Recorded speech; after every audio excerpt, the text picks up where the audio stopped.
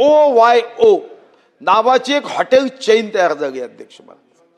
मी आता येताना बघितलं की शहराच्या 20-20 किलोमीटर दूर एका निर्जन ठिकाणी OYO, आणि मग मनात शंका आली की हे OYO हॉटेल चेन काय आहे. अध्यक्ष महाराज, ही अतिशय गंभीर बाब सरकारने लक्ष देण्याची आहे की या हॉटेलसाठी कोणत्याही ग्रामपंचायतची परवानगी घेतली जात नाही, कोणत्याही नगर परिषदची परवानगी घेतली जात नाही, कोणत्याही महानगरपालिकेची परवानगी घेतली जात नाही, आणि या हॉटेलमध्ये 1 तासासाठी खोली भाड्याने दिल्या जाते.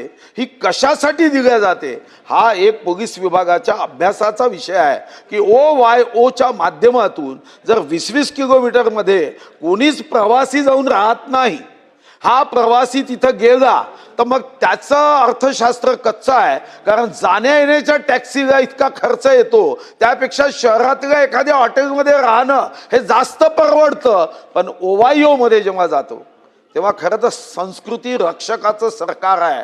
इथं जर संस्कृतीचा ऱ्हास होत असेल तर माननीय उद्योग आपला गृह राज्यमंत्री बसले आहे, त्यांना OYOचा अभ्यास करावा आणि एकदा महाराष्ट्रात किती OYO आहे याची माहिती हे माननीय मंत्री महोदयांनी देण्याची आवश्यकता आहे.